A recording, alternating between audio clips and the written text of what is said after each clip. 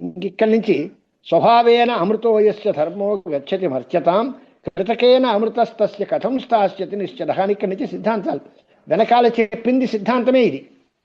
ఈ ఉక్తార్థానాం శ్లోకానాం ఇహ ఉపన్యాస పరవాదిపక్షాణం అన్యోన్య విరోధ ఖ్యాపితాం ఉపపత్తి అనుమోదన ప్రదర్శనార్థ అని ఇక్కడి నుంచి అసలు కథ. ఇంతవరకు మూడు సంగ్రహంగా చెప్పాం, వాళ్ళు చెప్పింది ఇది, మేము అంగీకరించాము అని.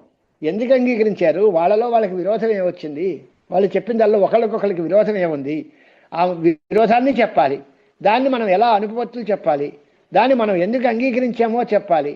ఈ చెప్పిన శ్లోకములు సంగ్రహంగా సూక్ష్మ రూపంలో ప్రతిజ్ఞగా చెప్పిన దాన్ని వివరించి దానికి ఉపపత్తులతో శాస్త్రీయమైన ధోరణితో వాళ్ళు చెప్పిన దాన్ని మనం ఎందుకు అంగీకరించామో ఇక్కడి నుంచి ప్రారంభం చేసుకోవాలి. ఉక్తార్థానాం శ్లోకానాం ఇహ ఉపన్యాస అంటే దానికే ఇప్పుడు మనం పూర్తిగా వివరణ ఇస్తున్నాం.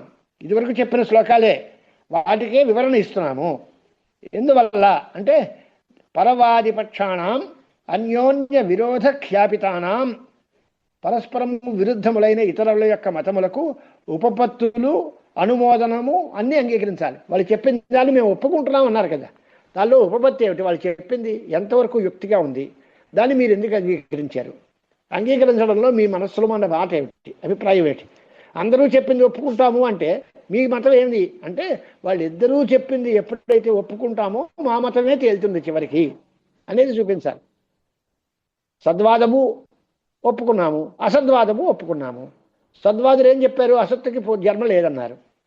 అసద్వాదులు సత్తుకి జన్మ లేదన్నారు. రెండు ఒప్పుకుంటే మొత్తం దేనికి జన్మ లేదని అర్థం వస్తుంది. అదే మాకు కావాల్సింది అని ఆ ఉపపత్తులు పూర్వపక్ష సిద్ధాంతాలు అవన్నీ తిరిగి తర్వాత గ్రంథం నుంచి ప్రారంభం చేసుకోవాలి. ఇక్కడికి ఆపుకుంటాం. ఇప్పుడు రేపు తర్వాత గ్రంథం. భద్రం కర్ణేభిశ్రుడయ్యామదేవాః భద్రం పశ్యేమాక్షభిర్యజత్రాః స్థిరైరంగైస్తుష్టువాగుంసస్తనూభిః విసేమ దేవహితం యదాయుః స్వస్తి న ఇంద్రో వృద్ధశ్రవాः స్వస్తి నః పూషా విశ్వవేదాः స్వస్తి నస్తార్క్ష్యో అరిష్టనేమిః స్వస్తి నో బృహస్పతిర్దధాతు. ఓం శాంతిః శాంతిః శాంతిః. భద్రం నో అపివాతయమనః. ఓం శాంతిః శాంతిః శాంతిః. సదసద్వాదిన సర్వేపీతి పురస్తాత్ కృతభాష్య శ్లోకः వరకు అయిపోయింది కదా, అక్కడి నుంచి చదువుకోవాలి కదా.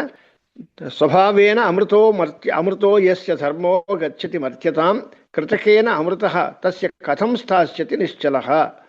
ఉక్తార్థానాం శ్లోకానాం ఇహ ఉపన్యాసః పరవాదిపక్షాణం అన్యోన్య విరోధ ఖ్యాపిత అనుపపత్తి అనుమోదన ప్రదర్శనార్థః.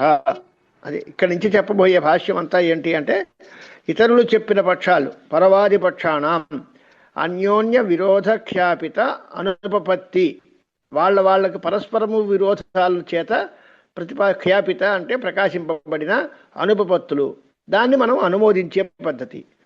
వాళ్ళలో వాళ్ళకి విరోధాలు ఉన్నాయి, మనకి అన్నీ ఇష్టమే అనేటువంటి అభిప్రాయాన్ని చెప్పాలి.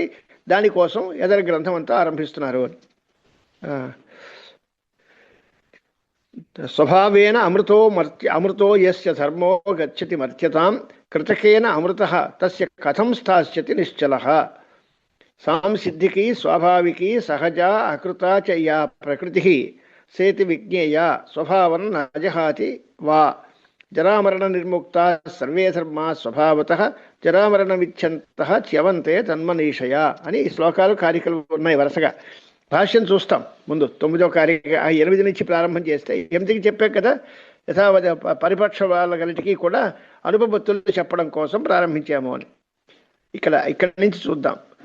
యస్మా లౌకిక్యపి ప్రకృతి న విపర్యేతి కాసౌ ఇత్యాహ సమ్యక్ సిద్ధి అనంది.